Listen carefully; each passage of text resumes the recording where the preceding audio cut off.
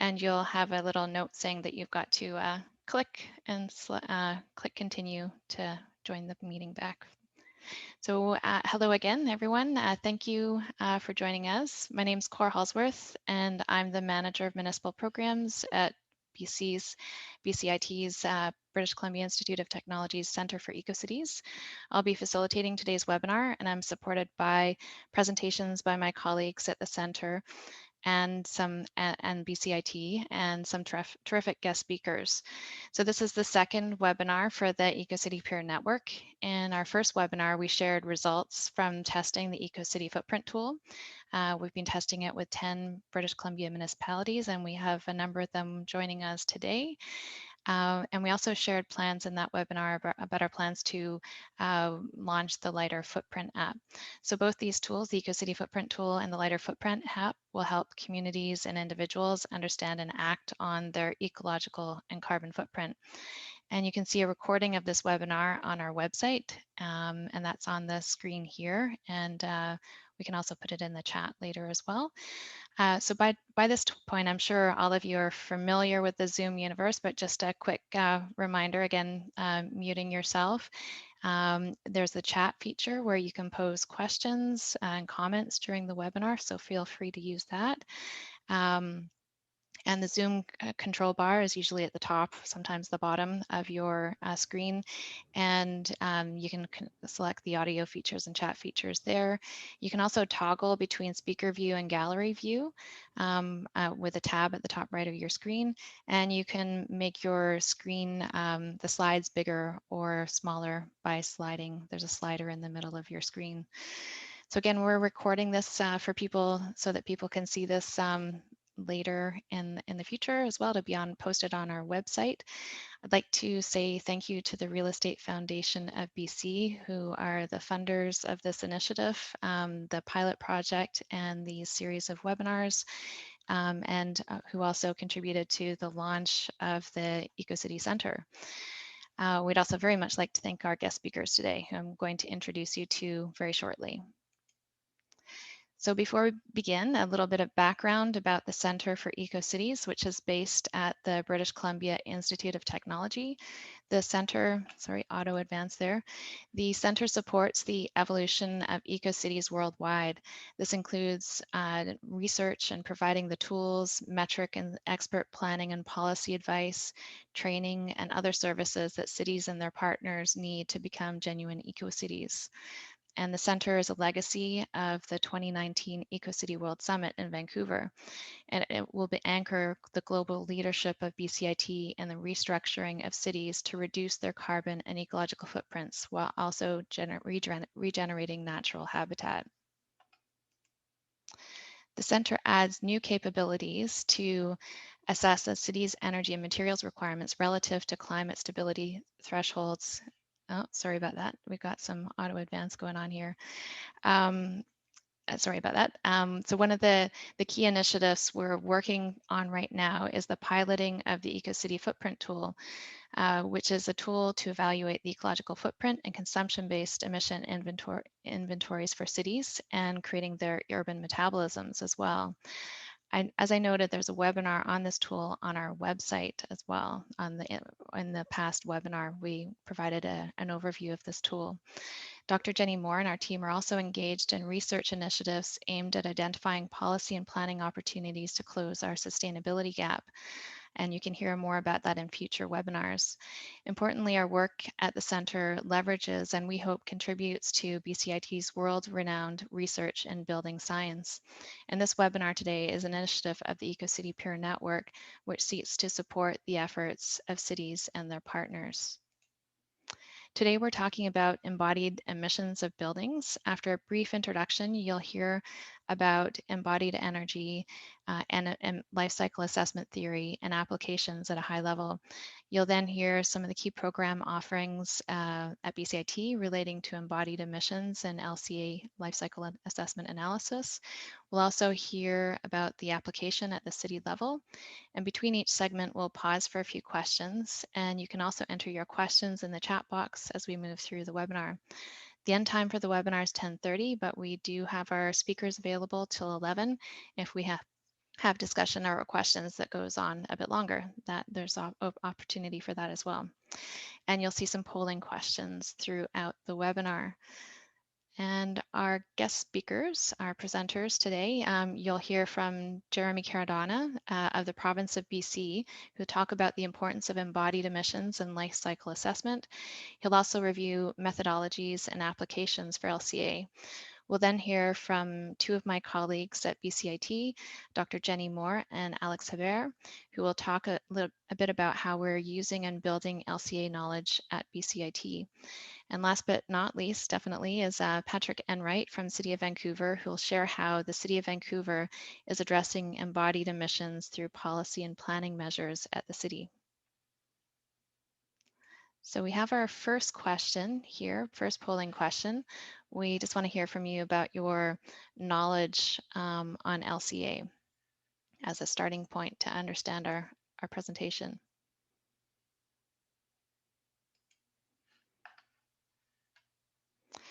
So I'll just let this run for a minute or two.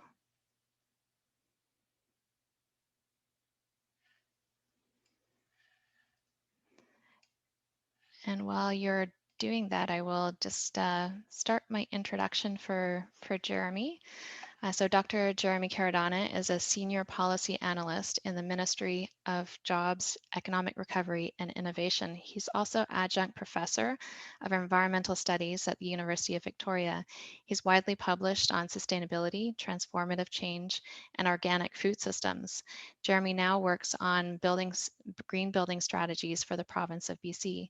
Dr. Caradonna will present on the concept of embodied emissions, the basics of life cycle assessment, and the work he's doing with Athena's Sustainable Materials Institute to advance the methods of whole building LCA. I'm just going to share this polling with you.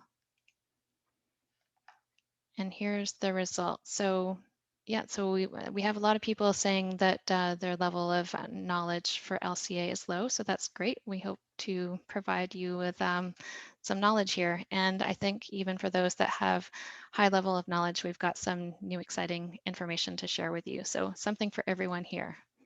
So I'm going to now hand it over to Jeremy.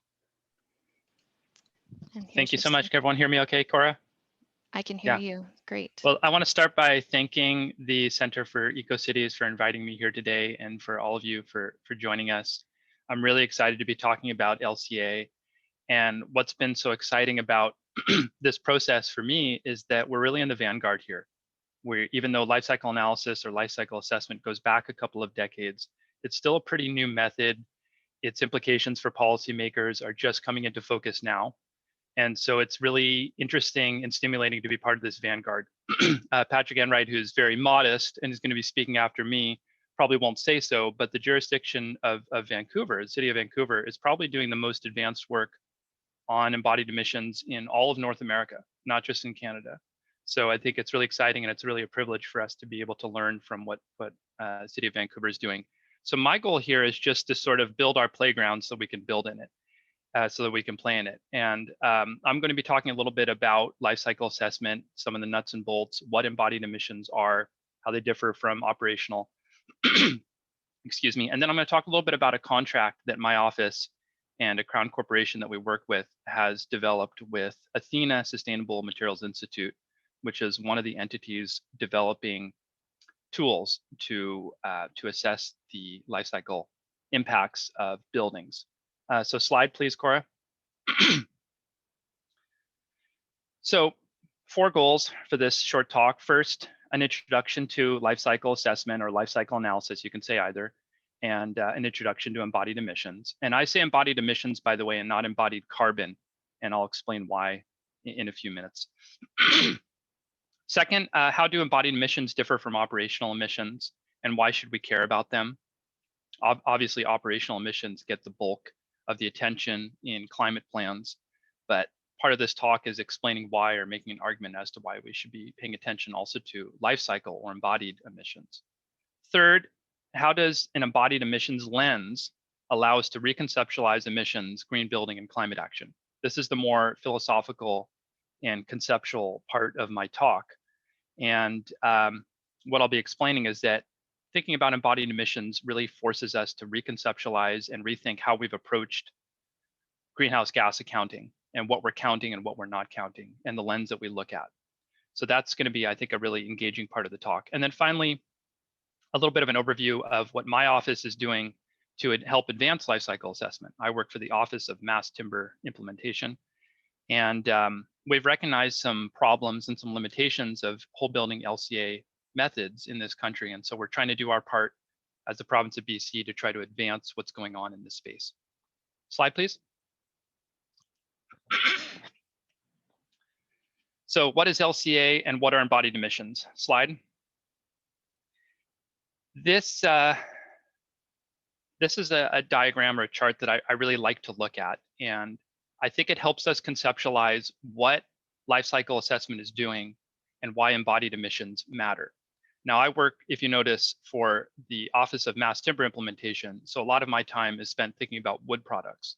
So this chart is really focused on the flow of materials coming from the forest, going to manufacturing, and ending up in a building, and then looking at their end of life impacts. But you could have similar flows that look at the materials coming from concrete or coming from steel or insulation or any other building material. This one just happens to frame it around wood products. But we learned two things from this diagram. Number one is that we've created industrial systems that are linear, the make, take, waste model, whereas natural systems are circular. Nature produces no waste, but our industrialized economy produces quite a lot of waste, and buildings produce waste. And so thinking about or schematicizing the making of a building, from the extraction of materials all the way up to the production end of life, helps us to understand that the way we've developed industrialized processes is itself sort of problematic. The second thing that this diagram does is that it helps us visualize the complex systems and relationships required to make products, and in this case, required to make an entire building. There are environmental impacts all along this process. And life cycle analysis or life cycle assessment is fundamentally interested in capturing this complexity, because this is complex. It's understanding the operational emissions of a building is relatively straightforward, but understanding its complex life cycle impacts requires a much more sophisticated set of methodologies. So if we think about cutting down trees in the forest, that releases emissions because the machines that are cutting down trees are running on fossil fuels. And if you clear cut a forest and the hillside washes away, you've lost soil organic carbon. Then there's manufacturing, which obviously is principally run on fossil fuels. There's transportation, more fossil fuels. Then there's the use of the building. And even outside of the operational emissions, there are other kinds of emissions that are associated with the use phase of a building. And I'll get into that in a second. And then there's the end of life impacts. If we think about, for instance, landfilling these materials and the CO2 or the methane that's released later on. So these are really complex processes. It's not going to be an exact science, something I'll come back to, but it is important that we begin to get a ballpark understanding of these complex impacts, because the impact of a building goes much further beyond just its operational impacts. Slide. So this next diagram depicts the stages of a building and its constituent materials. I'm sure some of you have seen this before, but I think it's really important to wrap our brains around what we're looking at here and understand the difference between whole life carbon and embodied carbon. Embodied carbon is the green outline. And if you notice, it does not include operational energy use or operational carbon, but it includes just about everything else. A life cycle assessment can estimate what the operational emissions of a building will be over its lifespan, but that's not part of the core aspect of understanding embodied carbon. Embodied carbon takes usually a cradle to grave approach. Cradle meaning what happens at the very beginning of all of these materials, going all the way back to extraction of materials, raw materials, mining, forestry, any raw material development, all the way up through transportation and manufacturing. So life cycle assessment usually divides these processes up into phases. So the A phases are upstream impacts. Upstream meaning those impacts occurred prior to the building being constructed.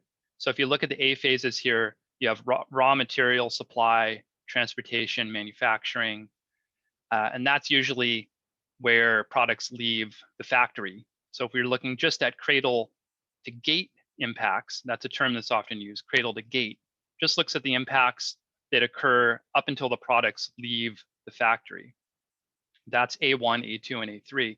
And then you get into the later A phases, and that's the transportation of all the materials that come from the factory to the building site, the actual construction process, and the emissions, for instance, or the other environmental impacts that are generated due to the construction process. And then you get into the B phases, and the B phases are the use stage. Now, if you notice here, it does not include operational carbon or operational emissions, but there are other ways in which buildings engender impacts during their use stage. For instance, maintenance or repair, or a major refurbishment or a reconstruction.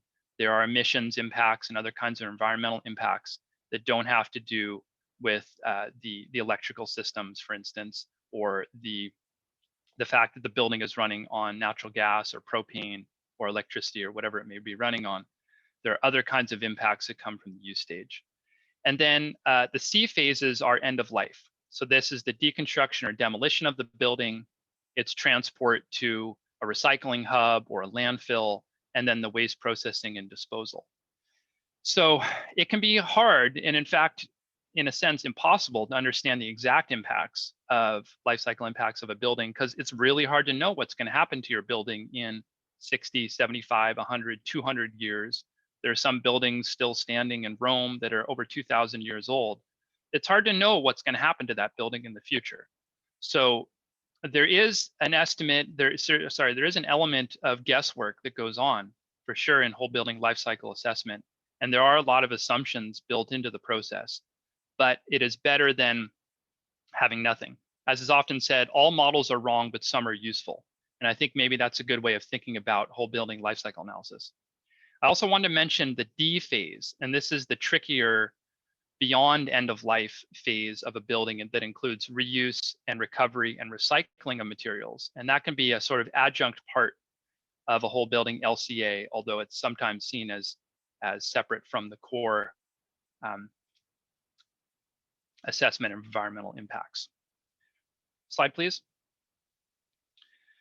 These are the main data outcomes that occur in a whole building LCA. The 6 main ones are global warming potential, and this is where you look at embodied carbon or embodied emissions. And by the way, I said I prefer the term embodied emissions, and maybe this is a logical time to explain why.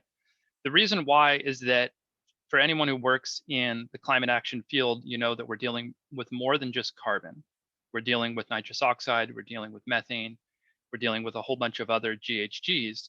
So I feel like carbon hones in a little bit too much on carbon dioxide. I also think that there is an opportunity to confuse embodied emissions with sequestered carbon. And that's something I'll come back to in a later slide. But just focusing here on the 6 main data outcomes of an LCA, it's global warming potential, so GHGs. Then there's acidification potential, so the ways in which hydrological cycles are acidified. The ocean is becoming acidified as we speak. Its pH has dropped from about 8.2 to 8.1. And that's a big problem. And so it's an attempt to understand how all the processes going into making a building or a product are contributing to acidification.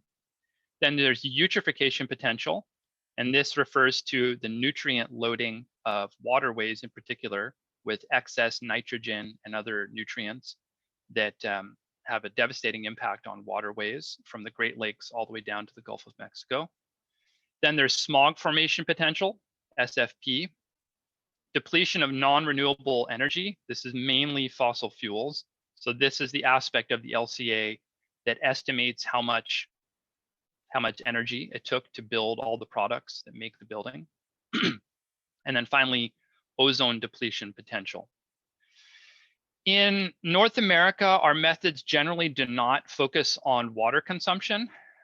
In Europe, they do, the forthcoming Canadian guidance document on life cycle analysis, which I'll explain in a moment, does mention water quite a bit in terms of water use intensity, but it's still a bit unclear to me if this is going to be part of a future standard.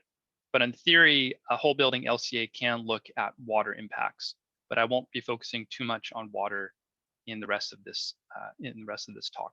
Slide, please. There are 4 stages of a whole building LCA, or 4 stages of an LCA of any kind, and those 4 stages are setting the goal and scope, working with a life cycle inventory, working with a life cycle impact assessment model, and then finally the interpretation of results. So LCA methods are backed by standards, both from the EU and ISO standards, but they're still not a Canadian standard, which I'll come back to in a moment.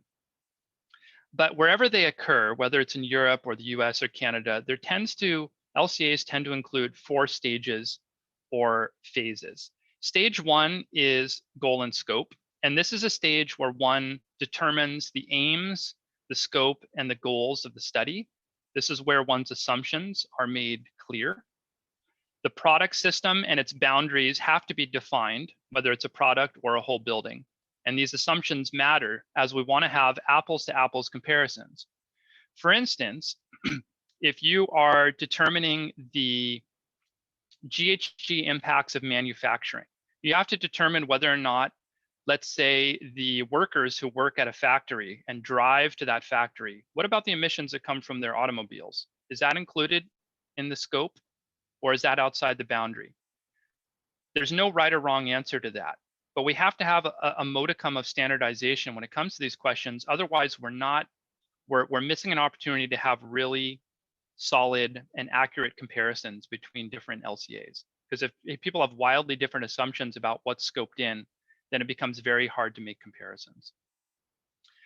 Part of goal and scope is determining whether or not it's a cradle to gate or a cradle to grave analysis. Cradle to gate refers to impacts that go from raw material extraction all the way up to a product leaves the gate of the factory. That's what gate refers to. It's a theoretical gate of the factory. Or cradle to grave, in which you're looking at the complete life cycle impact of a product or of a building. Stage 2 is inventory analysis, and this is the most intensive part of the LCA process. Inventory analysis means understanding the flows of inputs and outputs between nature and manufactured products. These flows include materials, greenhouse gases, waste, energy, and so forth. And this is where you take stock of all the resources that are consumed in the life phases of a building, and also the outputs that are released as part of those life phases, including wastes, emissions to air, land, and water. So this accounting of elementary flows results in what's called a life cycle inventory. In stage 3, the types and extent of environmental impacts are assessed. This is where the LCI, the life cycle inventory, is run through a life cycle impact assessment model to essentially compute the potential environmental impacts from these elementary flows. And those impacts include, as we looked at, global warming potential, eutrophication, et cetera. In other words, life cycle impact assessment data is transformed into environmental impacts. Also at this stage, having access to what are called environmental product declarations, or EPDs, that have been gathered for the LCA is quite useful. EPDs are third-party verified reports providing quantified environmental data or impacts using predetermined parameters, and where relevant, additional environmental information for the product being studied. EPDs are themselves based off of life cycle inventory data sets. EPDs are essentially the highest and most accurate level of data that one can use on a whole building LCA. And the more EPDs you have access to, the less guesswork and assumptions are built into your life cycle assessment. If you lack EPDs, then essentially what you have to do are pretty broad, high-level overview, or not overviews, but estimations or averages, rather than having very specific environmental impact data from this product that came from this factory. So more and more EPDs are being created. And the contract that we have with Athena, as I'll explain in a moment, focuses on creating new EPDs so that we can construct more accurate life cycle assessments. In stage 4, this is where one takes the impact assessment results and summarizes and interprets them. It can include recommendations, discussion of the limitations of the LCA, sensitivity analyses, a look at the incompleteness of the data, and so on. This is really the human element, if you will. I mean, the human element is throughout, but the interpretation of results requires this critical lens. And if one is working with a consultant or a researcher, this is really where their value comes through. I mean, for instance, if you have a product, any kind of product you can imagine, and you're trying to reduce the environmental impact, it is in stage 4, the interpretation of results, where a researcher or a consultant might say, you know what, having taken a look at the holistic impacts of your product, I see at stage A2 and B3 and C1, these are the obvious places in which you can reduce your environmental impact by doing X, Y, and Z. So being able to work with an LCA expert is enormously useful. There are a number of online tools that I'll talk about in a minute that help simplify the process of whole building LCA, and they're of course very useful, but they generally don't include interpretation of results. They just spit out quantified data. To have those interpretations, you have to work with a researcher or a consultant. And a lot of LCAs that I read are 30, 50, 100 pages long, and they're not just data, but they're also discussion of all of the industrial processes that go into making a product and how those industrial processes might change. So it is the tools that have emerged on the scene and on the market play a really important role, but they're never going to do everything we need them to do. We're still going to need LCA experts out there. Slide. So just some basics now that I've had a chance to explain what LCAs are. First thing I want to note is that embodied emissions are not the same as sequestered carbon. And probably some of you on the line already know this, and that's very 101, but it's amazing how often, even talking to some of my colleagues in climate action who mix these things up. Embodied emissions are the life cycle impacts of all the products that it takes to make a building. Sequestered carbon refers to the actual amount of C, carbon, that is embedded within the products themselves, like physically retained within the product. So I happen to work in the mass timber world, so I'm working on timber products, and timber products being made of biomass obviously have high levels of sequestered carbon, higher than steel or concrete, because biomass is biomass, it's made from carbon. So most of these online tools that do whole building LCA will spit out as a separate value the total amount of sequestered carbon that is in the building. And the more it's made from wood, generally the higher the quantity of sequestered carbon, because you're looking at biomass. Now, what happens to that biomass after deconstruction or demolition? Well, there's different scenarios. If it's recycled, I mean, for instance, here in Victoria, there's a lot of older homes where we have hardwood floors, and there's a number of businesses that pull hardwood floors out of old homes and refurbish them and resell them. I have reclaimed hardwood floors right here in my attic. That's sequestered carbon that goes back a long way. But then if that wood is brought to landfill, eventually it's going to decompose. It's going to release carbon dioxide, which of course it has every right to do because it's part of the carbon cycle. But it's also going to release methane because it's decomposing without air in landfills. And when biomass decomposes anaerobically, it releases methane. So it's not sequestered anymore if it's decomposing. Any case, I want to address that. Second point is that embodied emissions of a building are usually measured in kilograms of CO2e per meter squared. That is the metric that is used to estimate the total GHG impact. CO2e, for those who don't know, refers to the equivalent of CO2. So other GHGs like methane and nitrous oxide are translated as though they are carbon dioxide impacts. That's what CO2e means, carbon dioxide equivalent.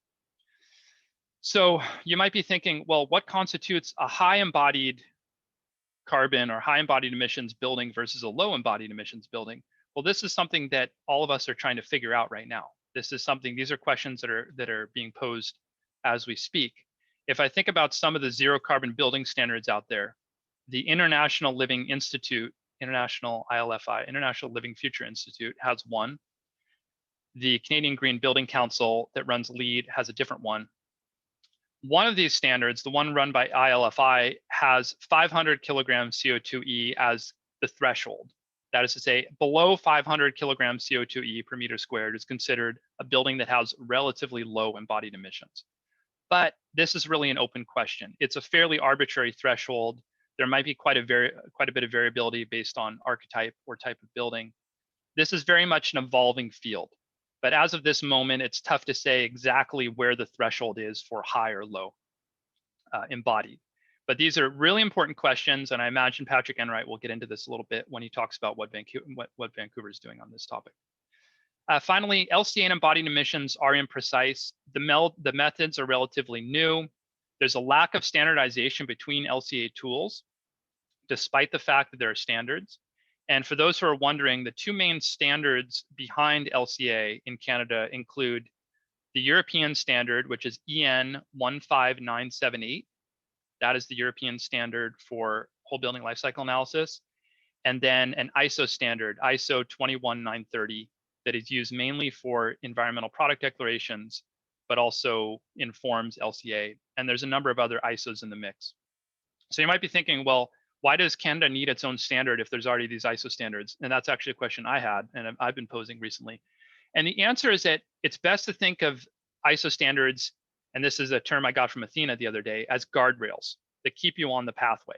But they don't provide the level of precise, granular guidance that you really need to standardize a lot of these kinds of data. So ISO are nice to have as a framework, but we need more guidance. Speaking of that, at the federal level, I'm sure some of you know this, but probably some don't, the National Research Council, NRC, is overseeing a federal program to create a national database, a national life cycle inventory database for buildings in Canada. I'm on the technical subcommittee. It's called LCA Squared, and it's run by NRC. So they're not only putting together a database that's going to be used and useful all across the country when it launches probably in 2023, but they are also generating guidance documents that actually tell us how we should be doing a whole building LCA in Canada. It's a little unclear to me if that will become a standard, but I know that there are talks happening. The guidance document is going to be released actually sometime in the next month. So if you're interested in this, I would reach out to the National Research Council and try to get a hold of that document. And highly likely that it will become a standard at some point in the future. And therefore there'll be less ambiguity in this little world of ours so that we're not doing apples to oranges comparisons. Slide, please. How do embodied differ from operational emissions? Yeah, so at the moment, operational emissions, and this does vary quite a bit, but operational emissions are the bigger issue. There is a great report from 2018 by Sustainable Buildings Canada that says that for a conventional concrete building, for lifetime emissions, 92% of the overall emissions will come from operational and 8% will come from embodied. So that varies though quite a bit by building type and also by grid.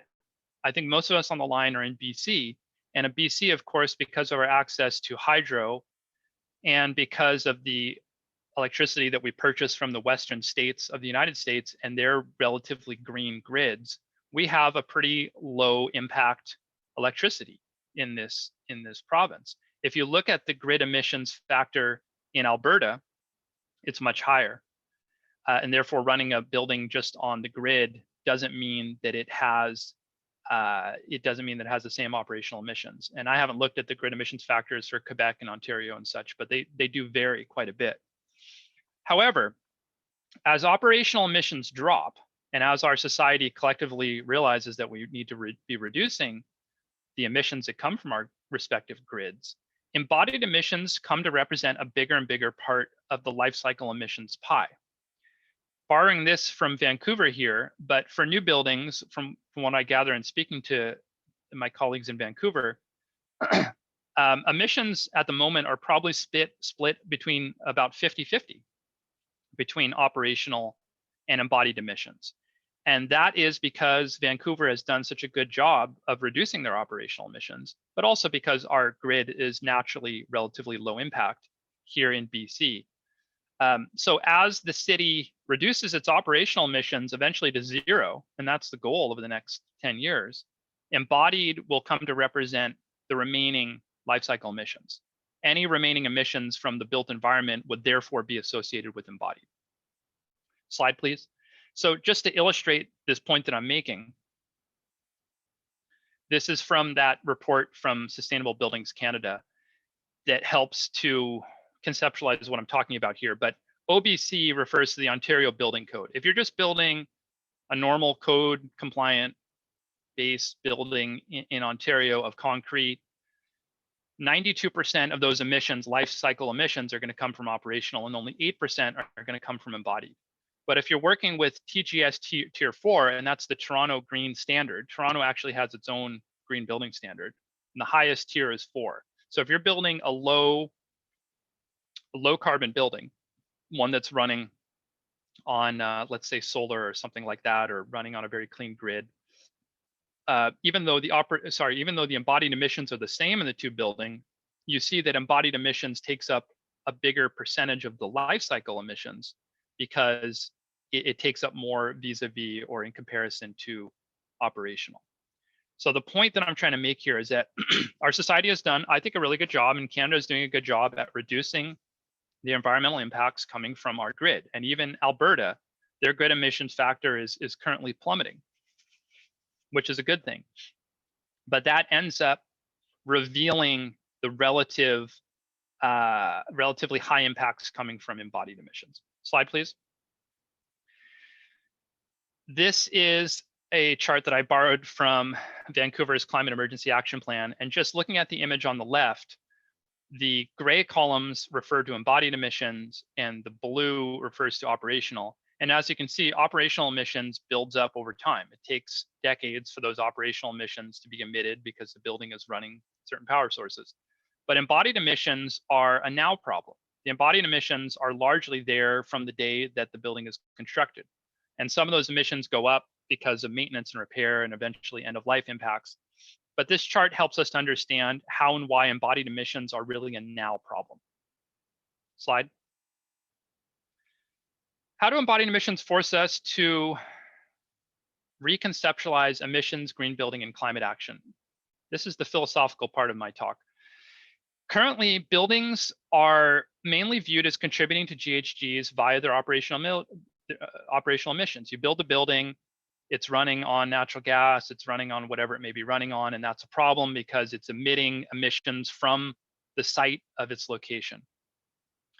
Our society tends to be really focused on what are called tailpipe emissions or on-site emissions. And this is the emissions that are coming from the thing itself, coming from the automobile, coming from the building.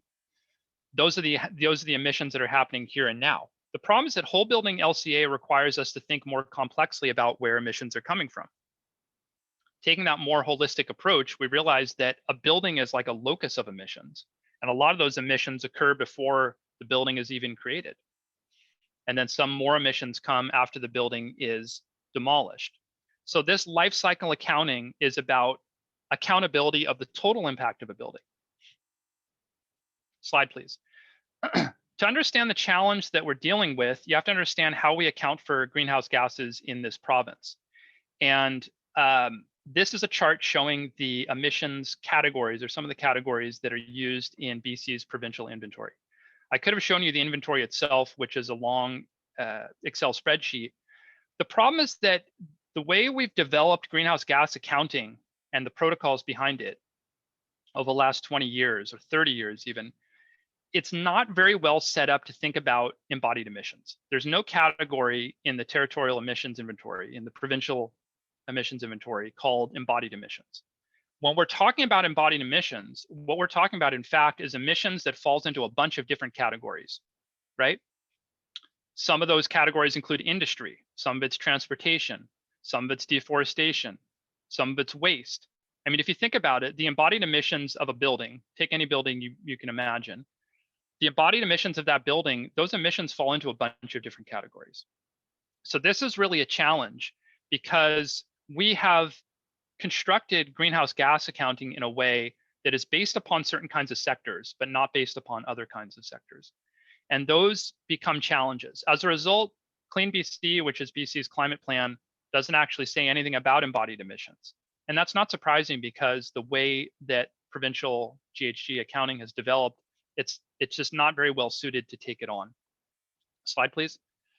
But there are other ways of counting emissions. And this is a great chart that I got from the C40 group. I'm sure some of you are familiar with it because municipalities have actually done the most work on consumption-based emissions inventories, CBEI. Provinces and states, let alone national governments, are very far behind on this. And I think it's partly because the way GHG accounting is developed, we're a bit hamstrung in dealing with it. So there's essentially three ways of counting emissions in a jurisdiction. In the middle, the blue area is territorial emissions. And that's what we're doing in BC. Those are emissions that come from our jurisdiction, emissions that are actually emitted in BC, whether it's deforestation or industry or tailpipe or whatever it is. The yellow refers to all those upstream emissions, what one might think of as imported emissions that are brought into the jurisdiction. And then the purple refers to exported emissions. And those are emissions like if you think about LNG that is exported from BC, or even waste that comes from a building that is outside of the scope of that building. So the point of this slide is that what I'm trying to show you here is that embodied emissions are a bit like the imported and exported emissions of a jurisdiction. It's not a perfect analogy, but it's pretty similar. Whereas territorial emissions are like operational emissions, because both territorial emissions and operational emissions look only at the emissions that come from the object itself, not things that are upstream and downstream. So the bottom line is that the more recent trend in climate action and emissions tracking is towards these more holistic and life cycle forms of accounting. And when you look at greenhouse gas emissions from this different lens, you get a different outcome, a different story is told. So for instance, in BC right now, our emissions are about 67 megatons a year. But if you included all the emissions it takes to make, for instance, my iPhone or this lamp or whatever, our emissions would obviously be much higher. So the state of Oregon is the only large jurisdiction around here that I know of that has done a CBEI. I know a lot of municipalities have, but in terms of states or provinces, the state of Oregon is the only one I know of. And what they found is that their GHGs were about 1/3 higher than their territorial emissions. And by the way, their emissions are very similar to BC's, 60-something megatons. But when they include all those imported emissions, all those upstream emissions, their overall GHGs were something like 90 megatons. So this is a really important point because as we shift from thinking about things just in terms of territorial emissions towards thinking about things in terms of consumption-based emissions, and by the way, it doesn't have to be either or. You can use both models. It does force us to rethink how we count things.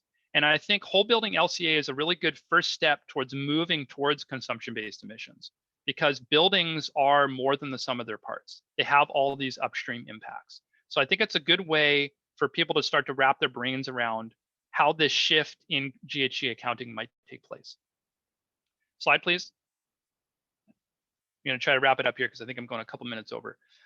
This slide is not from the building world. This comes from an LCA that compared electric vehicles to gas vehicles. And I just want to show it very briefly to illustrate the point that I'm making here and the value of an LCA.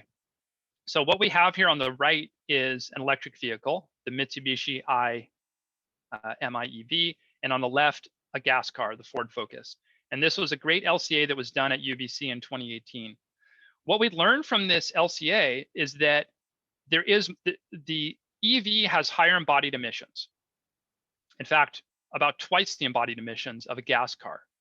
But because it's running on our clean electricity, and because the Ford Focus is running on gas, over the lifespan of these two vehicles, and the assumption here is 250,000 kilometers, the operational emissions become so high in the gas car that the life cycle emissions of the EV are actually about 2/3 less. than a gas car. Anyway, that's just that kind of data outcome. Answering that question, I mean, that question comes up all the time. Are EVs actually saving us in terms of GHGs? Well, LCA is a brilliant method for answering that question. And you really can't answer that question without a complex and holistic model. Slide, please. So bringing it home here and just talking a little bit very briefly about what my office is doing to advance life cycle assessment. Slide. These are some of the shortcomings that we've been dealing with. Number one is the lack of consistency between LCA methods and tools. Second is the lack of professionalization in this space. There's not a lot of pros who are really working on this. Third is a lack of national life cycle database and standards. I mentioned that the National Research Council is making what's called LCA Squared, a national database, but it hasn't launched yet. And the guidance document hasn't launched yet. So these things are we're just at the precipice of them. Finally, there's some simplistic or inaccurate assumptions built into a lot of LCA models about both upstream carbon, that is to say carbon in the forest, and then downstream carbon in terms of wood waste and what happens at end of life. Slide, please. There have been a proliferation of tools lately, whole building LCA tools in Canada and elsewhere. Probably the four most well-known are on the right there: One-Click LCA, EC3, Athena, and Tally. The reason that we've chosen to partner with Athena is for a couple reasons. Number one, it's Canadian-based, and its assumptions are rooted in Canada. Number two, it's a non-for-profit, and it's just easier for us to partner with a non-for-profit. And then finally, it's been at it for 20 years, and so it's built up a really good reputation. So, slide, please. Going back to this chart again, two of the things that we're focused on in my office is getting a better sense of the upstream and the downstream. And that refers to, in this diagram, phase 1 and phase 5, or number 1 and 5. So upstream forest carbon modeling, and then downstream wood waste. And right now, these are, from our perspective, the weakest aspects of the models that are working in whole building LCA. Slide. Just to illustrate what I was talking about with the different assumptions baked into these tools, these are the assumptions on end of life. What happens to CLT, which is a mass timber product, at the end of its life? Athena makes one assumption, and Tally, another whole building LCA tool, makes another assumption.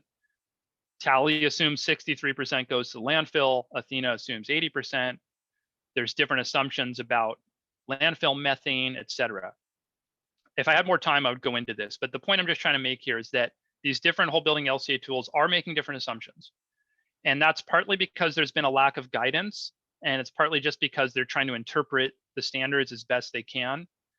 But for myself, when I put on my policymaker hat, and when Patrick Enright puts on his policymaker hat, this isn't good enough for us, because if we're going to be starting to build policies and regulations around embodied emissions in our jurisdictions, we can't have these kinds of apples to oranges assumptions, because they'll create inaccurate data and people will figure out how to game the system. Slide, please. So just a very brief overview of what we're doing with Athena. Number one, we're having them construct new environmental product declarations, EPDs, on wood products. Because as I said earlier, the more EPDs you have, the more accurate your life cycle analyses are.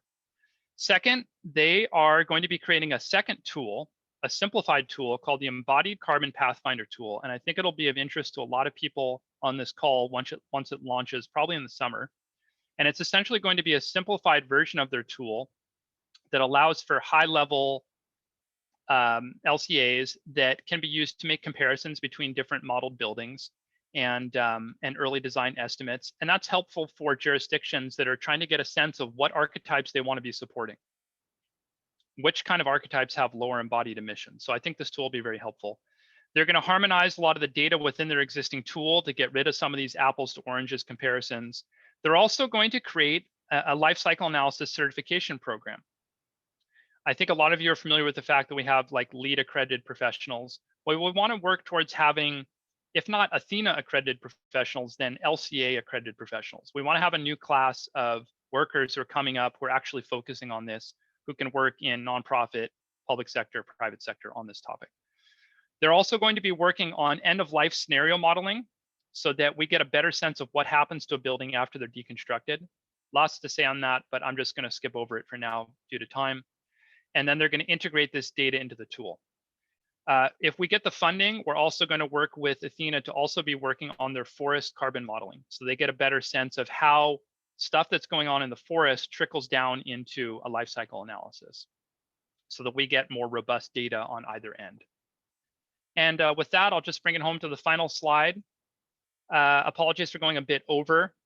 Actually, I'm just going to skip this one and go to the final slide, Cora, if we can. Oh, where did my last slide go? Maybe it disappeared, but it was just a link to resources. It was a link to Athena and to a couple of other resources. And if people want more information, I guess they're just free to reach out to me. There it is. Sorry about that. Yeah. So thank you so much, Jeremy. That was very comprehensive and lots of great information there. And we do have questions in the chat box, but what I'm going to suggest is we're going for time, we're going to consolidate the question period. And Jeremy, maybe you could respond to some of the questions in the chat in the meantime as well. And then we can have a discussion about some of them at the end as well. I'll do that. So thank you. Great. Thank you so much, Jeremy. So our next speakers, we have Dr. Jennie Moore, who's Director of Institute Sustainability at BCIT and leads the Center for Ecocities. She is the program convener of the 2019 Ecocity World Summit held in Vancouver. She serves as core advisor to the International Ecocity Standards, and she's creator of the Ecocity Footprint Tool. She serves on the UN Habitat Urban Monitoring Framework Task Team and leads the International Union for the Conservation of Nature's Technical Working Group on Telecoupled Impacts of Cities on Global Biodiversity. Previously, Dr. Moore was Metro Vancouver's first air quality planner in charge of climate action, first demand-side management planner, curbing consumption to address bioregional capacity, and first coordinator of the Sustainable Region Initiative. So Dr. Moore is going to talk about how embodied emissions of buildings are used in the Ecocity Footprint Tool at a very high level. You can get more detail on our webinar, our previous webinar as well, as I noted. And also, she's going to talk about some of our future work as well. Jennie is joined by Alex Hebert, who is manager of Zero Energy and Emissions Buildings at BCIT, where he's responsible for a program designed to build the the capacity required in BC to accelerate construction of zero energy buildings. Mr. Hebert will share insight on how hands-on teaching during COVID can educate students on both low operational and low embodied carbon building construction. So first, I'll hand it over to Jennie. Thanks, Jennie. Okay, great. Thanks, Jeremy, for a fantastic presentation. That was awesome. So very quickly, taking some of the concepts that Jeremy was talking about in the analysis for assessing a city's entire impact, I used a life cycle assessment and a material and energy flow analysis to understand how the metabolism of the cities, using Vancouver as a case study, affects the broader upcycle and downcycle impacts, and not just for carbon, but you may know that the ecological footprint adds the land component. So we do this for all the different consumption components: food, buildings, consumables, and waste, transportation, and water. And consumables and waste is important because I designed the analysis around the way that cities here in British Columbia are managing for resources, including emissions, but also for water and for materials and their ecological impacts. And so in the food piece, we have what Jeremy explains, that makes it so much easier for me, a food to gate or farm to gate analysis. And then we pick up the waste disposal within the municipal and metro region waste disposal systems. In buildings, originally my research used Athena, Building Impact Estimator, for buildings in Vancouver. And the vision was that we could link to the Athena tool and people could self-serve and get their EPDs and understand the materials as well as the embodied emissions. Right now, we're biasing towards going back to the literature and getting general literature reviews and looking at what the median says. And that's how the LCAs in the tool are based on literature reviews and the medians. And I'm so pleased to see a national database coming, been wanting that for over a decade, so it's great. So on the building side, we're really looking here at the entire life cycle, and it's not so relevant in buildings right now, it's more relevant in consumables.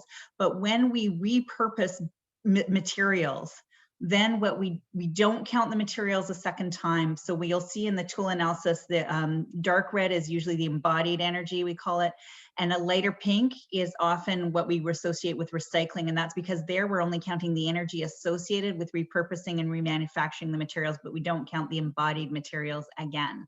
So it's a different way to track the energy associated with repurposing materials. One is raw extraction, one is like mining the city or repurposing existing materials.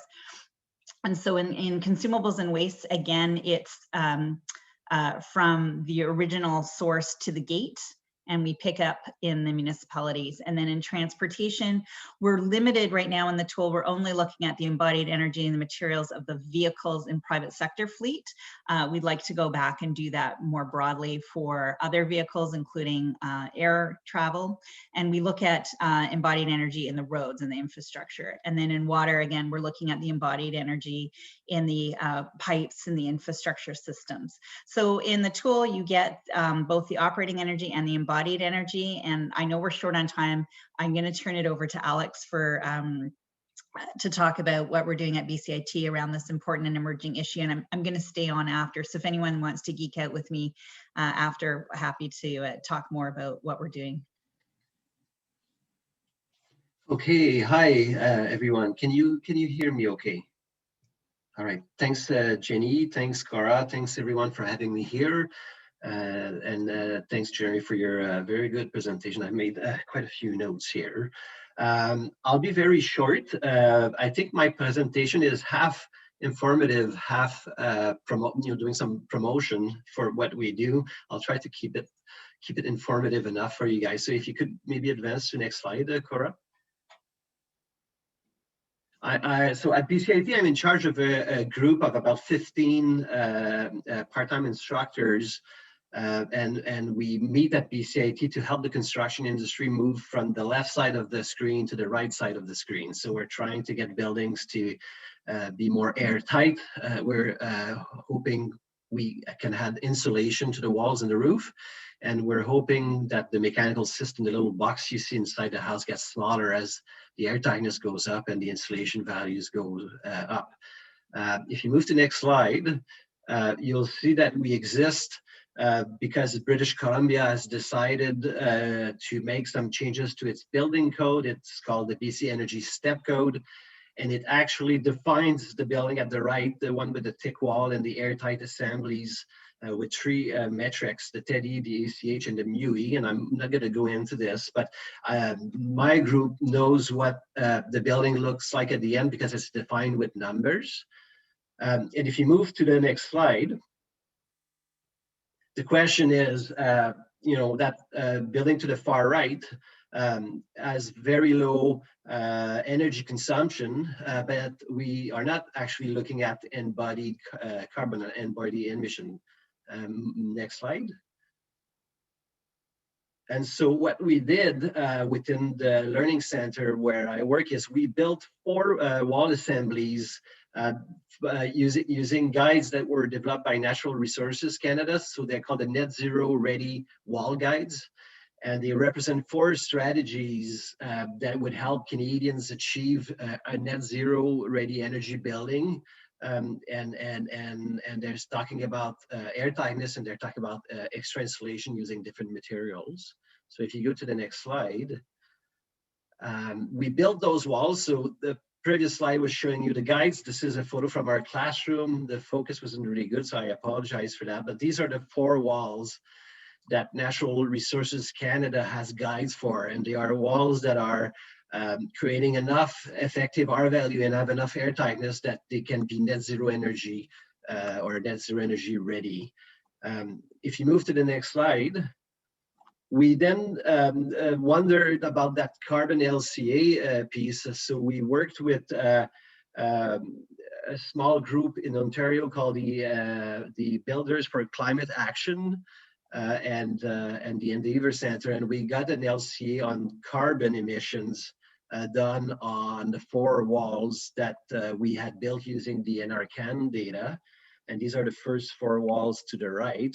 And we realized that there was quite a wide range of carbon emissions.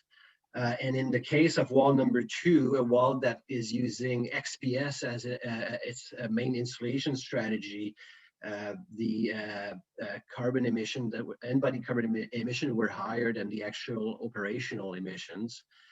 So what we wanted to do as a group that teach construction to trades and gets practitioner to kind of be capable of implementing new policies, we built a 5th wall that is actually showing overall close to 0 carbon, embodied carbon. It's actually a negative, slightly negative number. So if you go to the next slide, we built this wall. It's the same dimensions and the same effective R value as the first 4 walls that were provided to us in the guide, but instead of using XPS as insulation, we use wood fiber. Instead of using fiberglass batt insulation in the cavities, we use hemp. We use wood cedar cladding instead of concrete, and so on. And what we ended up having to do is change the way we build the wall. So not of high interest for today, but I can tell you that the water resistive barrier that serves as an air barrier in the system has to be moved from the inside to the outside of the installation. The details around the windows are very different because half of it needs to be waterproof, the other half have to be vapor open. The way the air barrier is built on the inside is quite different. So basically the materials and the walls, are similar enough that for the layperson, they would look alike. But they are different enough from an embodied carbon perspective, but also from a trades and design point of view. You have to adapt to those materials to make sure that the walls are going to meet their intent despite using new materials. And I think I have one more slide. So I guess that was me trying to say, hey, there's a need for us working with the diploma and the trades program to understand embodied carbon and teach embodied carbon, because it has an impact on the skills we need to transfer. And then the promotional piece is what we do within our center is supposed to be very hands-on. And because of COVID, we've had to move to an online delivery. And so we decided to stay hands-on, but instead of having the students use their hands, we ask our instructors to roll their sleeves and get their own hands dirty by doing some demonstration live on camera. So I think I have a 1-minute video, Cora, on the next slide that shows what the courses look like now that we're online. Oh, maybe, maybe not. I can't seem to get it to work. Hold on, just one sec. Is it downloadable, perhaps? Yeah. Is that, can you share a link and then people Yeah. could watch it? Yeah, after? you know what? That's what I'll do. So I'll share Okay. a link and people can watch it on their own. Okay, so, great. I think the link is in, oops, I'm sending it to the wrong person. So Great. I think that's it, right? If you go to the next slide, Yep. It's the next presentation. So in a nutshell. Yeah. Great. Thank you Thank so you. much. And you'll send the link for that video. Oh, you already did. Thank you so much. So I, in the rush of the morning, I did not acknowledge, make territorial acknowledgement, so I'd like to do that now. I'm coming to you from the Wasanic people's land, and Jeremy is over here on the island as well, and our other speakers are all coming to you from the mainland. So apologies for not making the acknowledgement at the start, but I wanted to make sure I did that now. So I'm now going to introduce you to Patrick Enright, who is Senior Green Building Engineer with the City of Vancouver Sustainability Group, where he works on green building policy for new large buildings. Patrick is a professional engineer with years of experience in the building industry, including a number of years in Vancouver with a mechanical engineering firm in design and energy modeling. Mr. Enright will share details of Vancouver's embodied carbon strategy for buildings and their target of reducing embodied emissions by 40% by 2030 as part of the city's climate emergency action plan. And keep on going with your questions in the chat. I know Jeremy's responding to many of them already. And if there's any for Alex and Jennie, please pop them in there and we'll have time at the end for questions as well. So over to you, Jeremy, Patrick, sorry. Thanks, Cora. Can you hear me okay? Yes, perfect. Great. Good morning, everyone. Thanks for the chance to present to you today. And we're really excited about our embodied carbon strategy. And a big thanks to Jeremy and all the presentations before us. It's really been a really great intro and covered a lot of great material. So really appreciate that.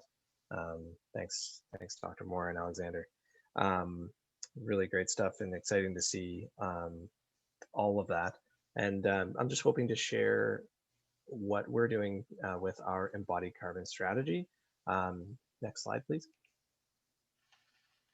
So I'll just quickly touch on where this comes from as part of our Climate Emergency Action Plan approved by Council in 2020.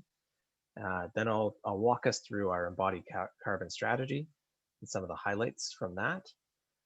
But I won't go through it in so much detail because it's about a 22-page document full of what we think are some great things, and encourage you to check that out in more detail if you're interested in that. I'll also touch on the embodied carbon inventory and baselines, some of the preliminary work that we've done. We did some modeling to go along with our creation of our strategy to understand what kind of impact this strategy could have by 2030 as it relates to citywide emissions, and also what kind of baseline work would help create a better embodied carbon policy as we go to that next step of turning a strategy into actual policies that hit the ground and affect new developments. I'll then touch on next steps and our timeline, and then I think after this we'll get into some questions. Next slide, and one more. Next slide, please. There we go. Yeah, this is perfect. So yes, there we are. Thanks, Cora. In 2019, Vancouver City Council declared a climate emergency and directed staff to come back with an action plan, which we did in November 2020, last year. And that action plan had 6 big moves. The first was that by 2030, 90% of people live within an easy walk and roll of their daily needs. Number 2, by 2030, 2/3 of trips in Vancouver will be by active transportation and transit. Number 3, by 2030, 50% of the kilometers driven on Vancouver's roads will be by zero emissions vehicles. Number 4, also by 2030, 50% reduction in emissions from all buildings, existing buildings in Vancouver, using zero emissions heating and hot water systems, or just zero emissions district energy systems, or any way.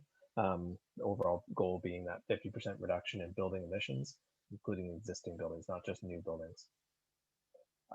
Number 5 is by 2030, embodied emissions from new buildings and construction projects will be reduced by 40%. And finally, number 6, by 2020, we'll develop a negative emissions targets for restoring forests and coastal ecosystems.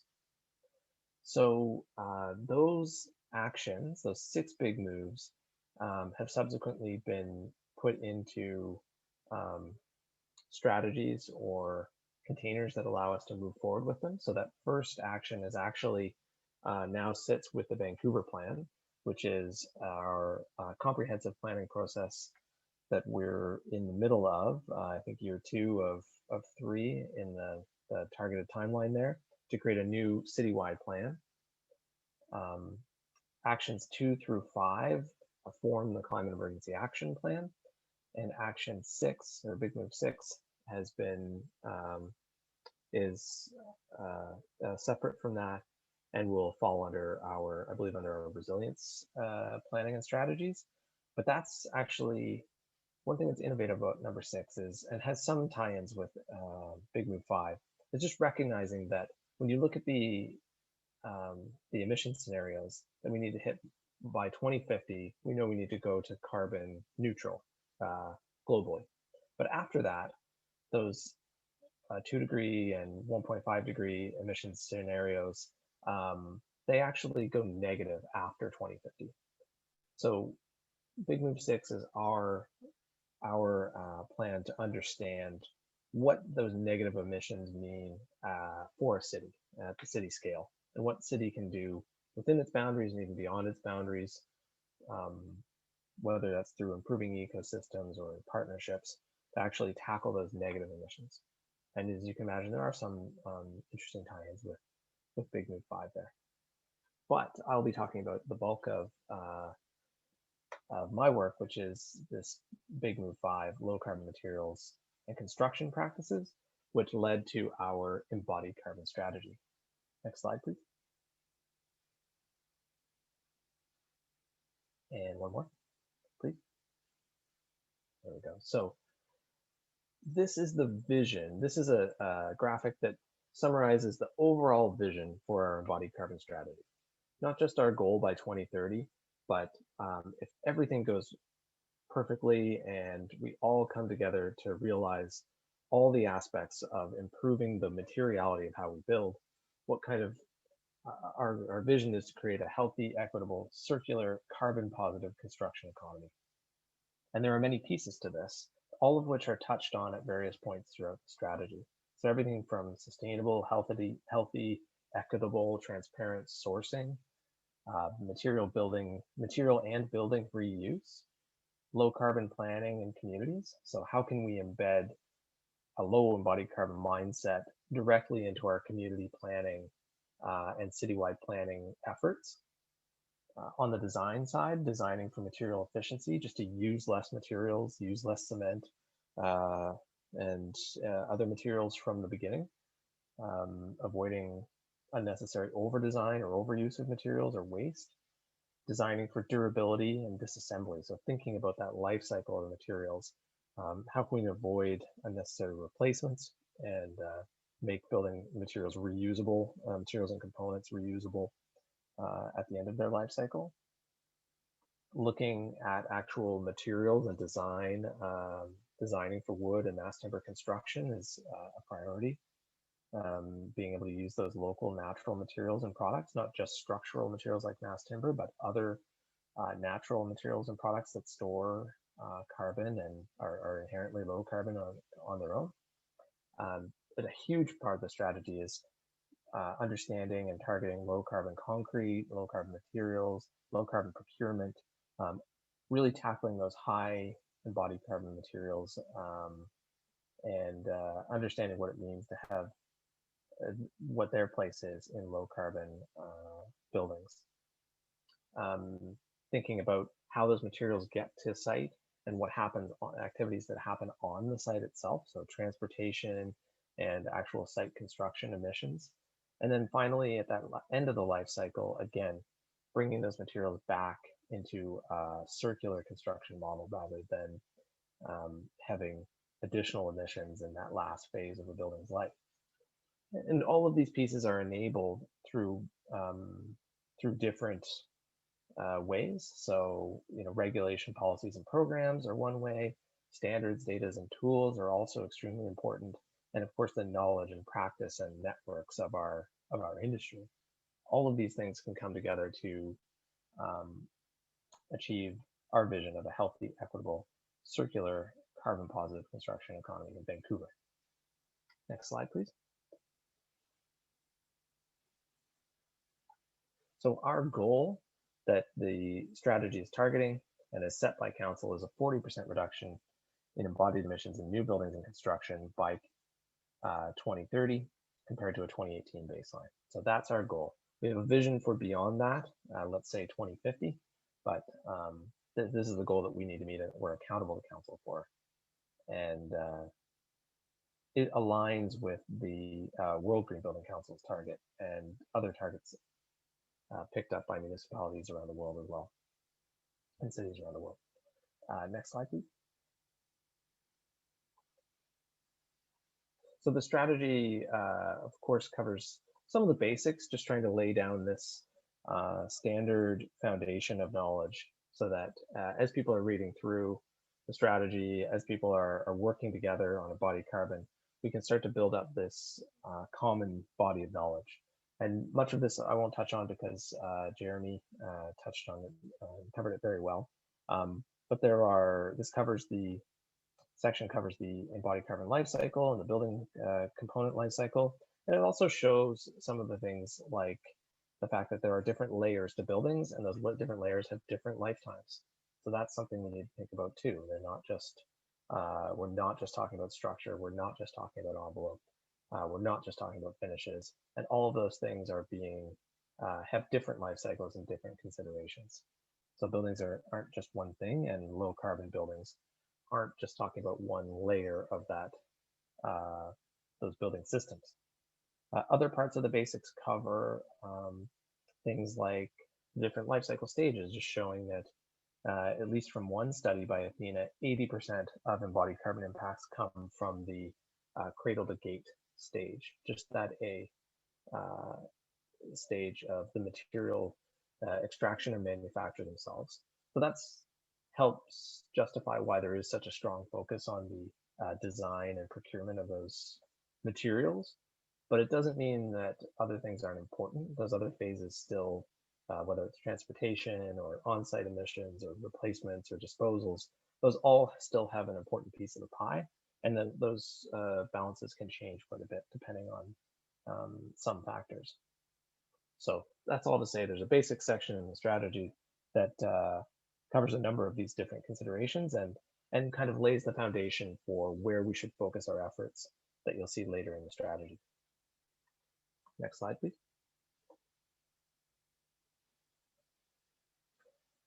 So section 3 of the embodied carbon strategy lays out the principles. And this was important to us because as we turn a strategy into policy, we will come to make decisions and we will need to check back with our stakeholders. But we wanted some principles to guide us. So these include, sorry, these are animated. So next, please. Urgency, treating the climate of urgency with the urgency it requires. Yeah, that's great. Thanks, Cora. There's one more. Should be a 7 there. 6 and 7. Or 2 more. Yeah, perfect. That's it. Okay. So treating the climate emergency as with the urgency it demands. Neutrality of materials, just recognizing that there is no one material that is a silver bullet, and no one material that is the villain. So as we're talking about different high carbon materials or different low carbon materials, there's no, we have to avoid some of the urge to just pin all our hopes on one material or to villainize another material as the entire problem. We actually need innovation across all material categories. And as I showed, across all phases of the life cycle, across all parts of design and the material ecosystem, in order to achieve that vision that we laid down of carbon positive buildings. Healthy materials in buildings, number 3. So this is really important to recognize that if we're going to be digging into the materiality of buildings, we're not just interested in carbon. There are a lot of other impacts that materials have, especially around ecosystems and health, and a lot of work that's been done already. And so we need to recognize that and try and also encourage materials that are healthy, and then encourage healthy indoor environments and healthy outdoor environments throughout their life cycle. It's not enough for a material to be safe once it's sequestered away in a building somewhere. We want materials that are safe from beginning to end, whether they're in the environment or in a factory or in someone's community. Circularity, so just recognizing that we also want to transform from a linear to a circular construction economy for many, many reasons. Equity and responsibility, we tried very hard to bring a very serious equity lens across the climate emergency action plan. And in the materials area, there's some extra responsibility and some extra opportunities here because, as Jeremy mentioned, we import a lot of materials, we import a lot of impacts, so to speak, from things that are made elsewhere. And we are not immune from responsibility for the impacts, the creation and disposal of that those materials have in other places, as well as what they have in communities right here at home.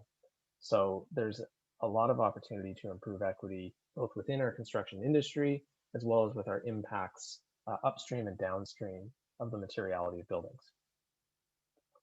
We recognize, of course, that we are in an affordability crisis, And we want to ensure that any changes that we make aren't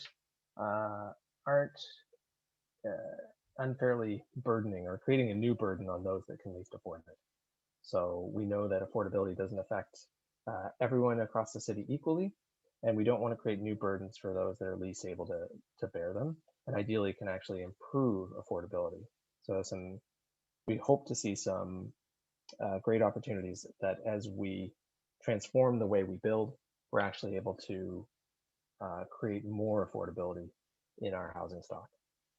And finally, just recognizing the need for shared knowledge and vision. So this isn't, our vision isn't something that's going to be accomplished just by us as an organization or by any one group.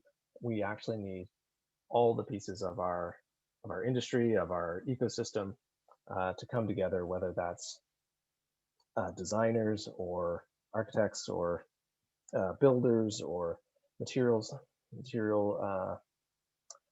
manufacturers, and whether that's like academia, all the pieces of our construction ecosystem, we all need to build this shared vision and knowledge together with a common understanding of what needs to be done and how we're going to get there together. So these are the principles that will guide us as we turn our 22-page strategy into specific policy actions across things that we can do and advocating for change with other governments and other organizations as well. Next slide, please.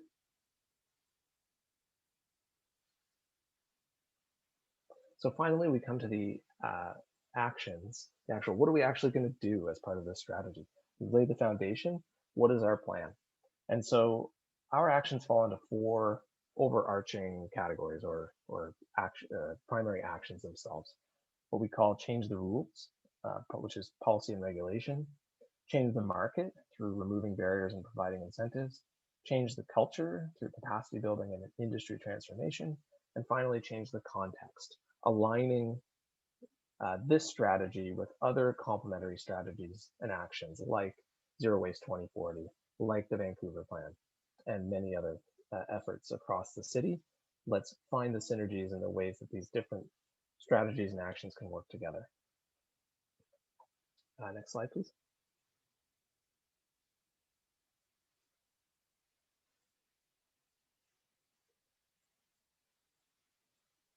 And there's one more bullet there. Thanks, Cora. Appreciate it. Sorry about the animations. Okay, so I don't have a lot of time to go through all of these, and you're very welcome to open up the strategy, which I have a link at the end. But I'll just touch on some of the highlights. So as we talk about changing the rules and changing policy and regulation, we'll first start with trying to set a baseline, or at least establishing rules around if you're going to be having requiring an improvement to embody carbon, what are you comparing against? We want to standardize things to the best of our ability so that it creates a really fair policy and eliminates any kind of gaming to the greatest extent possible. We want a policy that is effective and which creates change on embodied carbon across all projects. But first, we intend to update our rezoning policy, which affects about 55% of new floor area in Vancouver, or possibly greater. These are our largest and most complex projects that we have. It's a planning or land use policy that we're able to use to set a higher bar for environmental performance.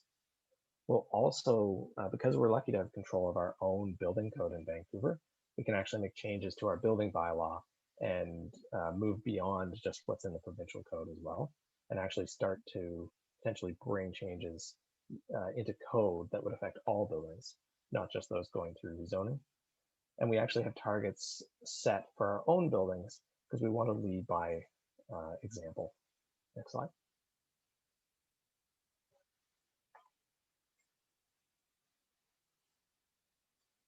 Perfect. Thanks, Cora. So in terms of removing barriers and providing incentives, so removing barriers means things like trying to remove any inherent penalties that might currently exist for building with low carbon materials. So a good example of that is we just had a report approved by council that allowed up to 7 inches of additional height per floor for mass timber construction. And that is not intended to be an incentive, but actually just to remove the penalty that can occur from thicker floors built out of mass timber. They tend to be thicker for various reasons of services and other things. They tend to be thicker than concrete floors, and that can create a penalty and drive projects away from pursuing mass timber.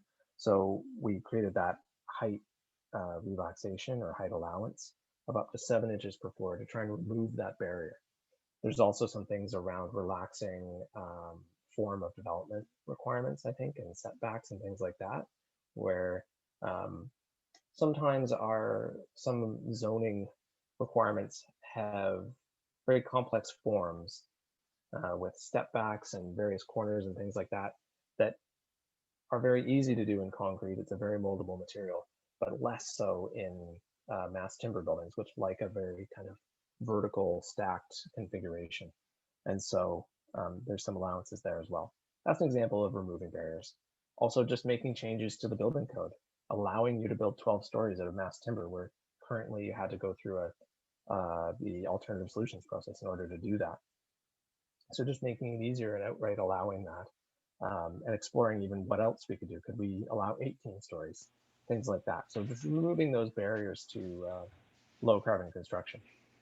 We also want to create incentives to actually go farther, though, for projects that want to lead and do deep reductions in embodied carbon, such as creating an incentive program for detached homes and building off some of the great experience of Builders for Climate Action and the township of Duro-Doomer in Ontario, which actually has an incentive program for low carbon homes, low embodied carbon in homes.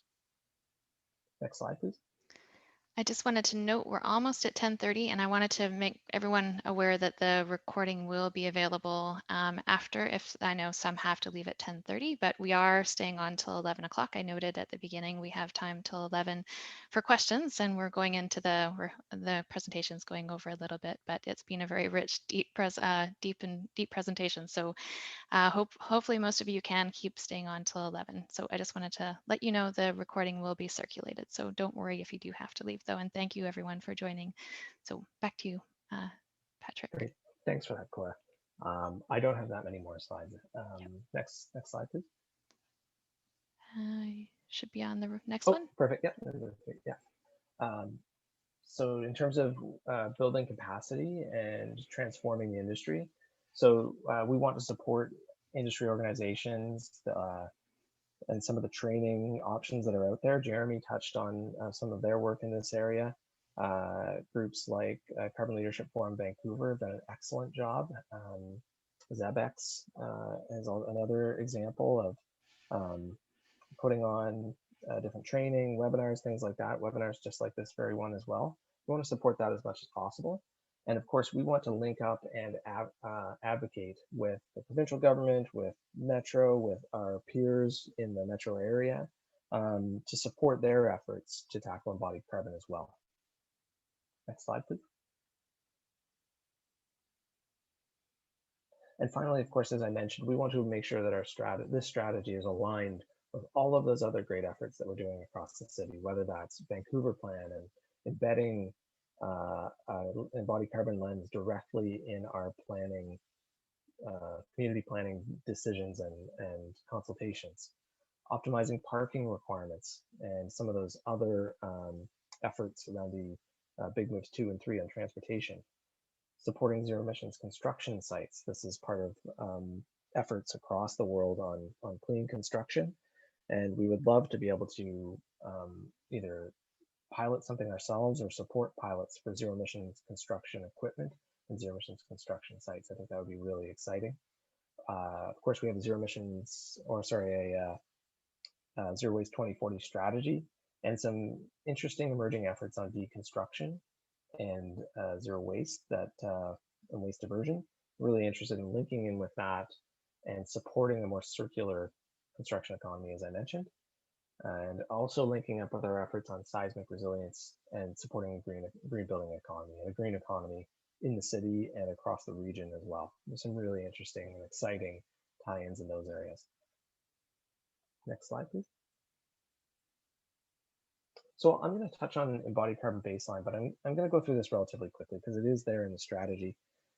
And some of it is getting into the weeds a little bit of policy development, but I'll just give you a taste of some of the things we went through on that front. Next slide. So we took a crack at creating a emissions inventory, and we didn't see any examples of where this is done before, but we basically settled on a pretty simple method of estimating built floor area by different building categories. That was a simple estimate of what we think will be built by 2050. We just divided that by 30 years and had an average, the same amount spread across every one of those 30 years. And then we took our best estimate of embodied carbon intensity for each of those building types based on some of the work done by a benchmarking study from Athena, a benchmarking study from University of Washington, looked at those best sources, threw our best guess of those numbers down, and that created an emissions inventory of around 178,000 tons a year in Vancouver as a baseline. Then we were able to apply possible reduction scenarios, whether in the building code or rezoning, and we were able to put those together to estimate what this strategy might do to embodied carbon over time. Next slide, please. So that's what this looks like.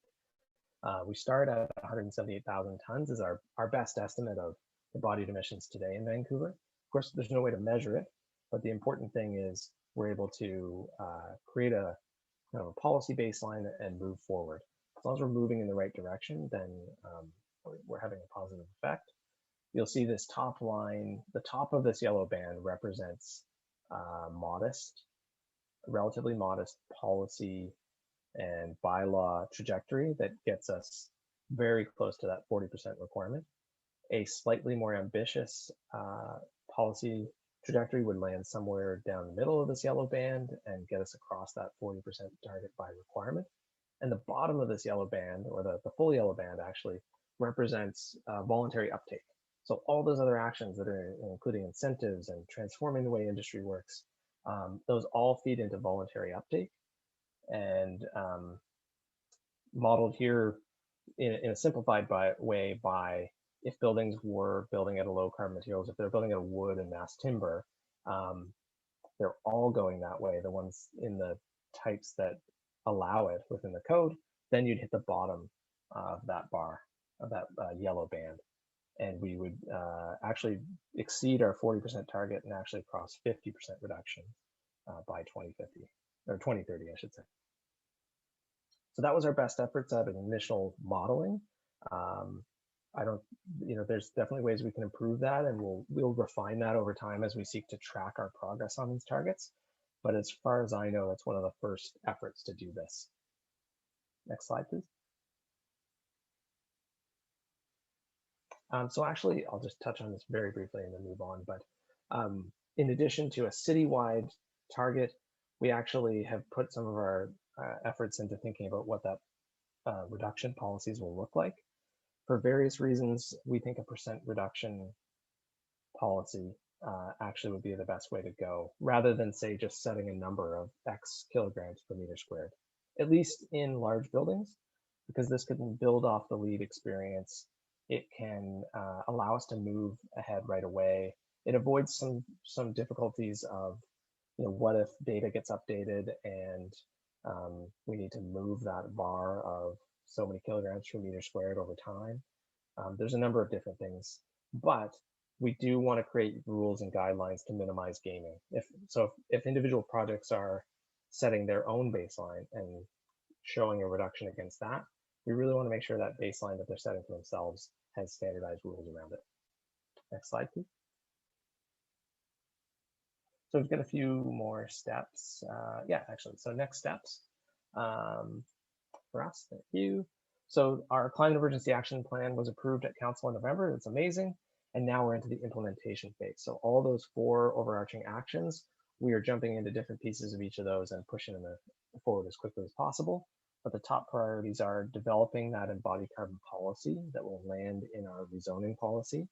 So setting a percent better, setting other good things that go along with that, like low carbon material requirements and or sustainable sourcing, things like that, all could find their way into the policy. We'll bring that to council this year. It will become effective for rezonings next year. We're looking to bring more mass timber code updates, as I mentioned, by the end of this year. We're exploring that now and hoping to bring that to council this year. And also looking to create that Part 9 incentive program this year, with other actions following between this year and 2025.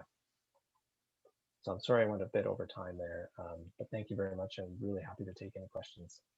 Oh, not at all. Thank you, Patrick. That was terrific. And we do have time for discussion and questions, and we can go through some of the chat questions. And Ryan, I think Ryan has been following questions, and anybody can unmute themselves now and just jump in and ask a question as well.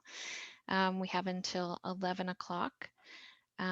We did have a couple of polling questions that we never got to. We could put those up while we're doing our questions too. I see one coming in right now for Patrick. What about retrofits? So maybe we could start with that one there. Yeah, that's a great point.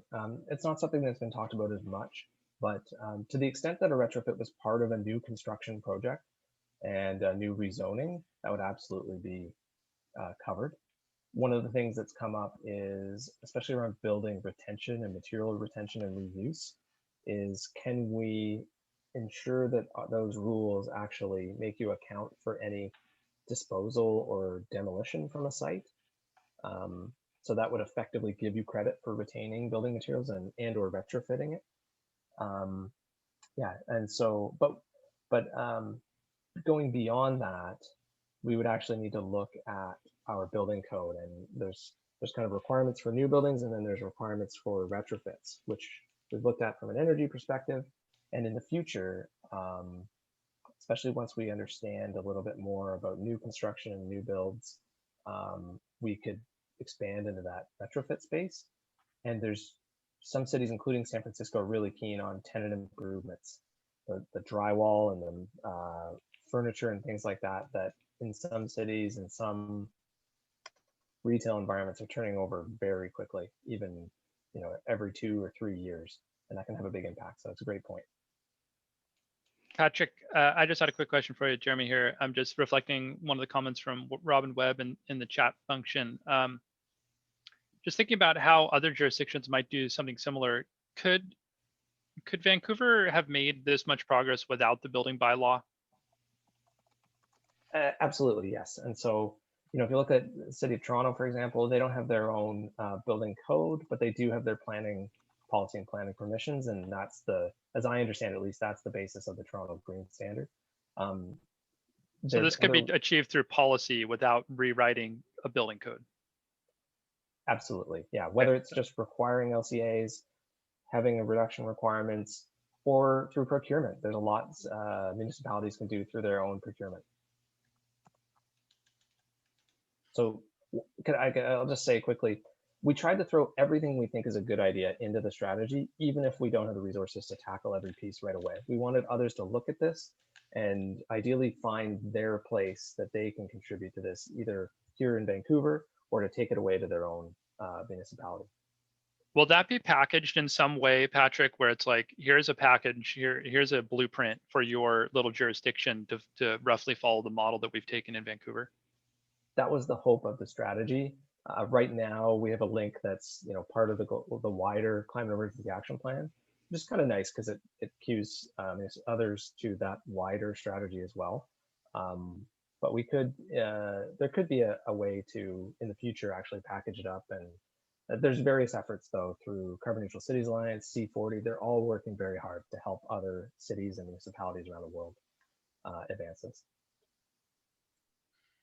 Great, and everyone can notice there's a poll up right now for you to answer as well about your involvement in LCA right now within your community or organization.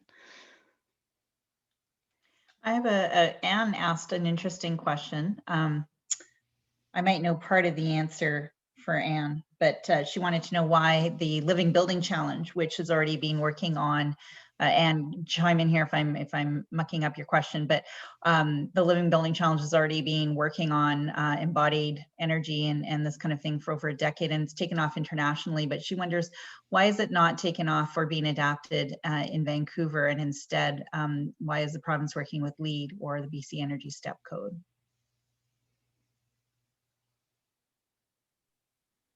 I'll just chime in. Patrick, you want to take that on? I can say one thing to Anne. When we started working with LEED, it was before Living Building we even was formed. So that's one. But it does still have a very good question around what's going on internationally versus how we're going about it in North America. I can totally touch on that. I love the Living Building Challenge and everything ILFI has ever done. They've been working so hard. They have the Living Product Challenge. They have declare labels for materials. They've done so much in this space. The red list has it's difficult, but it's been very transformative in the way people think about what goes into materials.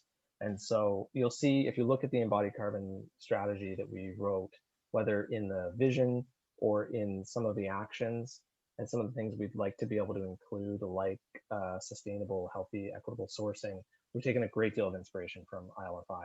And I would love to see more Living Building, Living Petal, Core Green Building, any of their standards in Vancouver.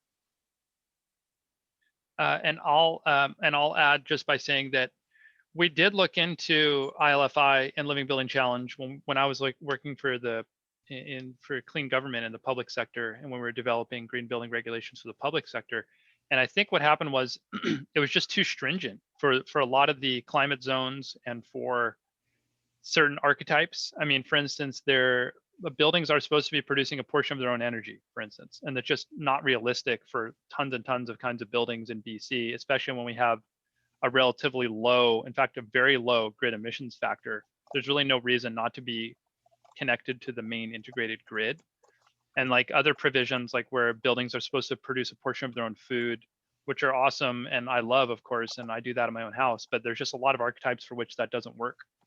So when we're creating policies or regulations at the provincial level, we have to think about all the affordability. We have to think about all of the climate zones. We have to think about what works in Fort Nelson and Haida Gwaii and the Lower Mainland. It's different than being a jurisdiction in Vancouver, where you have the same climate zone and you have a relatively small area that you're trying to, we have to think about every square foot of this province. So we just run up against certain barriers. I can just quickly add to that. Yeah, the main Living Building Challenge is very difficult. The zero water or net zero water has been basically impossible for multifamily. But all that to say, as I understand it, the new version 4 has addressed a lot of that and created new pathways and intended to be much more adoptable. So my hope is that we'll see more uptake of that here and everywhere. There was a question for Alex that I don't think is being addressed, but correct me if I'm wrong. So wondering if BCIT is starting to focus on training industry for Part 9 retrofits. Apologies if that was addressed, but I don't think it was. So part of the answer is we got a grant that will allow us to look into what's needed by industry. So we are looking into it. We will have done our needs assessment by probably September, and we'll start creating new courses then. But for sure, it's of interest to us. Yeah. Great. I just wanted to, just looking at the questions in the chat function here, there was one about whether or not there's an LCA for whole neighborhoods.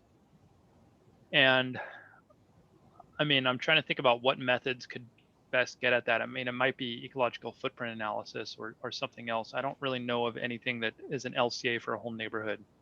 Maybe someone else can jump in. There's the Living Community Challenge or Living City Challenge. Anne might know more about that. And silent. She's active. Trying to call her out. Here.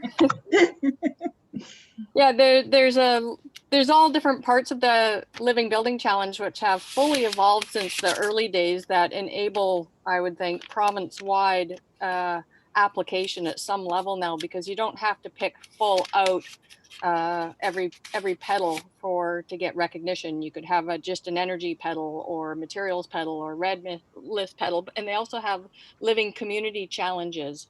And so there's many different typologies that apply to different situations. So like I was saying earlier, it has, and Patrick was saying, it has totally evolved since the early days. And I encourage everyone here that's up to speed with these kinds of conversations to look into the latest with them, because they are more accessible. But yes, they are stringent. But yes, we are in a climate emergency. So we have to have a response that mirrors the emergency that we're in. Thanks, Jenny. Thanks, Anne. And I'll just respond just from the point of view of the province here that we do take a look at LBC a lot, and we do take a look at their zero carbon standard or zero carbon building. I always mix up which one it is with CAGBC. But I mean, for instance, the threshold of 500 kilograms CO2e, just thinking about what constitutes a threshold of a high embodied building, that comes from them. So it's definitely on our radar and we take inspiration from them, but you know, there are challenges to just saying, okay, every building in BC needs to be on a pedal. So it is on our radar. Just as a comment, the Living Community Challenge is still very early stages. The website has about a dozen projects that are actually registered on that track, and none of them, to my knowledge, are full projects. They're just intentional and going through very early stages. So it's a big aspiration but I don't think there's anything that's been certified at LCC standard anywhere in the world as yet. It's a little bit off topic, but I know that the Ecocity standards are being applied in the rebuilding of the communities in the Nepal and Khachapuri in the Nepal Valley, and also now Morocco has taken on a big project with several cities as well. It's more of a movement, though. It's not. It addresses LCA and living within planetary boundaries, but it's at a much higher level than Living Community Challenge, which really gets into a much more rigorous accountability. Well, someone has to be the leader, so that's good. We can keep it going. Answering Cora's question here about has our discussion today sparked ideas of what you would like for us to cover in future webinars. Just thinking about my own work, something I would like to learn more about is social LCA, because I don't know anything about it. And I would love to be able to integrate it into my work.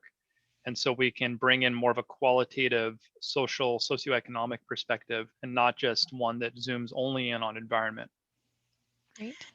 We might want to reach out to our Latin American colleagues, because I know where I learned about it. I've been to quite a few life cycle assessment. They do a congress every 2 years in Latin America, and they seem super progressive on this file. So maybe we can find a way to connect with somebody from there. Yep. Yeah, and if anybody has any additional ideas for future webinars that they would like to have some topics covered, just put it in the chat or jump in as well. We still have a few more minutes to go. I just put another slide up on the screen to throw in some notes about what we're planning next, just in between the questions and answers here. So next we have coming, we're launching the online version of the Ecocity Footprint tool and lighter footprint app in the late spring. That's what we're aiming for. And we're also hoping to continue to support the peer network, our network of cities that we're building. And that includes these webinars. So future webinars we're going to have include one on engaging stakeholders with the numbers with consumption-based emission inventories and ecological footprinting. And also to share hopefully the results of some work that Dr. Moore and team are doing for knowledge synthesis grant on how high consuming cities can make dramatic reductions in their carbon and ecological footprint. So we'll have some results to share on that, hoping to do a webinar on that as well. And it looks like there's lots more content we could dig into on LCA, lots of interest here. So yeah, more to come on that. So we'll be sending emails out with information about next upcoming webinars as well. So you can register for all of those. So I see more questions coming in. So just wanted to make sure I got that in before everybody left as well. Another question, is the BC provincial government planning to set embodied emission targets for all BC municipalities? I mean, I guess I'm supposed to answer this question. Yeah. I mean, keep in mind, I'm not in charge of the BC government, right? I'm just one of many policymakers. is the province planning to set embodied emissions targets for all BC municipalities? Not at this time. I mean, these are early conversations. We're just starting to have these conversations now. And I would say that the discussion on embodied emissions has really been driven by municipalities. They've done way more work on consumption-based. If you think about the C40 group, they've done vastly more work than any province, state, or national government. So all I can say is that for all of you working out there for municipalities, keep pushing us to do more in this space, because we take inspiration from what's going on at the local level. I wouldn't be surprised if that happens at some point in the future, but I don't say there's any immediate plans for that. Yeah, we have some staff that we work with at the province that have been checking in with us, working with cities, yeah, wondering about the status of application. And definitely it seems there's interest among some staff at the province, and yeah, opening the conversations basically. Yeah, and I'd agree with Jeremy, the cities are leading the way on looking at the embodied emissions for sure. I would throw it there that an easy thing that municipalities may be able to do, depending on their planning powers or policies or their own projects and procurement, is just asking for LCAs, just getting people familiar with that process and what it takes to calculate embodied carbon is a great low cost, low barrier first step. Yeah, and Patrick put in the chat function a link to the Embodied Carbon Policies site, which is run by CNCA. That's a great resource for cities. The other one is the, have we talked about the Carbon Leadership Forum, Patrick? I think I mentioned it, but I haven't thrown any links or anything. So yeah, great resource. They have a map of states in the US about what they're doing. Currently, there's no Canadian content on there. Patrick and I were talking about this the other day. I personally reached out to the federal government just this week, or maybe it was last week, asking the National Research Council and their federal greening government procurement people to add the Canadian content to this website. And in fact, Patrick, I think you guys should add Vancouver there as well, right? That would be great. Love that. So I reached out to Anthony Pack about this, and I figured out, I mean, it's not very hard. It's just a couple of emails need to be sent, and then Canada can be included on this map so that other jurisdictions, other policymakers can poke around and see what other jurisdictions are doing. Because right now in Canada, we have, as usual in this country, we're not doing a good job of sharing our stories and communicating and expressing our, demonstrating our successes. So, you know, as a result, myself, I end up being a conduit for a lot of these different jurisdictions and telling people what's going on, but there should be these resources online so that it's not so obscure.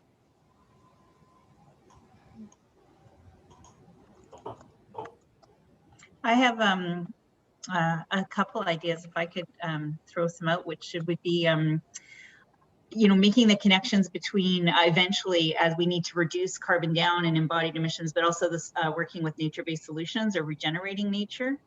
And if there's any really good case studies, like I know there's been some, if we want to look more into Living Building Challenge, for example, projects that have achieved petals, all petals, would be great, you know, both in the institutional context and the residential context. I think there's a lot of, depending on people's interests, I think we could really become a group of co-supportive leaders and advocates in an informal space here to keep conversations going across the province.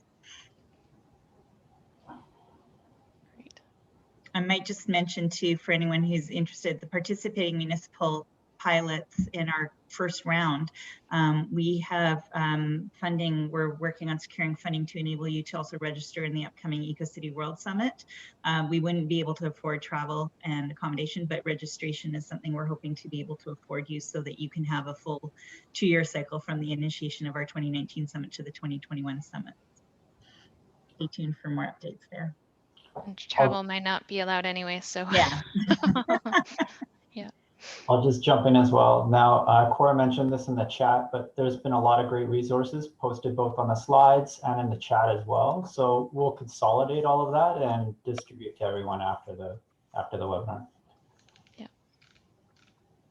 Great. Thank you. Any other remaining questions? We have just a couple minutes left before 11. I would just make maybe one more comment, which is the Carbon Leadership Forum, which I've already mentioned, really has been the venue through which myself and Patrick have shared a lot of this and learned.